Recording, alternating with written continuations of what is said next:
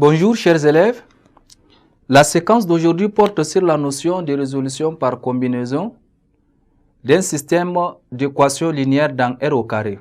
Comme vous le savez, la séquence précédente, nous avons parlé, n'est-ce pas, de résolution par substitution. On a pris un exemple, on a cherché la solution par substitution. Mais aujourd'hui, nous allons parler, n'est-ce pas, de résolution par combinaison d'un système d'équations linéaires dans R au carré. Et cette méthode-là est appelée encore méthode, n'est-ce pas, d'élimination. Alors, je vais très rapidement parler de cette méthode. La méthode de résolution par combinaison ou bien par élimination.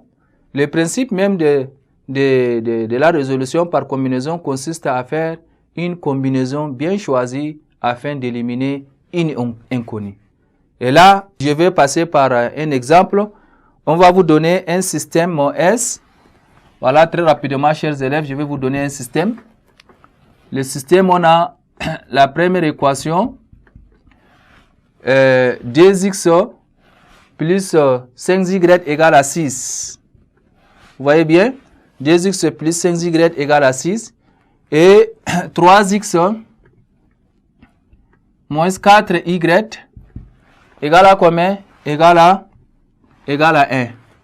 Maintenant, on veut résoudre n'est-ce pas, ce système d'équations-là par combinaison.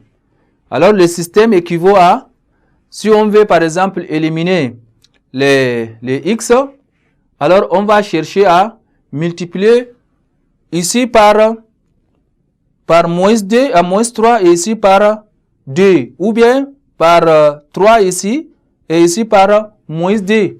Hein? Nous allons voir ici. On va éliminer. Vous pouvez même signaler. Hein? Éliminons x. Et lorsque vous éliminez x, vous allez multiplier cette équation-là par combien? Par 3. Et nous aurons 2x plus 5y égale à 6. Et l'autre ici par moins 2. On va trouver 3x moins 4y égale à 1. Si on fait entrer les 2 et les 3 et les moins 2, on se retrouve avec, chers élèves, 6x plus 15y égale à 18. Et de l'autre côté, moins 6x plus 8y égale à moins 2. Hein? Donc, en multipliant la première équation par 3 et la deuxième équation par moins 2, on obtient, n'est-ce pas, ces deux équations-là. Alors, nous allons faire l'addition membre par membre. Le 6x moins 6x égale à 0. 15y plus 8y, ça fait 23, n'est-ce pas, y, qui est égal à combien? Ici, vous avez 18 moins 2, ça nous donne 16. Alors, comme ça, chers élèves, on se retrouve avec 23y qui est égal à 16. Et ça, comment est-ce qu'on peut tirer la valeur de y? Y égale à 16, n'est-ce pas, sur 23. Si y égale à 16 sur 23, vous essayez maintenant de remplacer le y là dans l'une de ces deux équations là pour tirer la valeur de x. Donc, si je remplace x par exemple ici, eh bien, y plutôt, j'ai 3x moins 4y qui est égal à 1. Je remplace le y par sa valeur, j'obtiens 3x moins 4 fois 16, n'est-ce pas, sur 23, qui est égal à 1. Alors, d'où je cherche à tirer la valeur de x.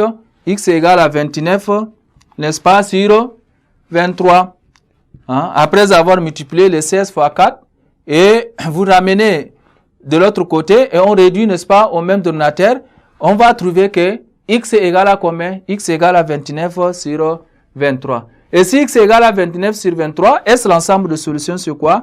C'est le couple, n'est-ce pas? 29 sur 23 et 16, n'est-ce pas, sur 23. C'est ça qui nous donne l'ensemble des solutions.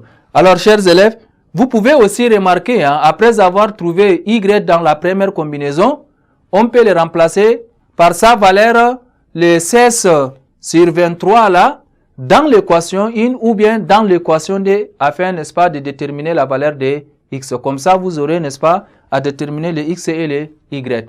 Voilà, chers élèves, ainsi prend fin cette séquence et à la prochaine séquence.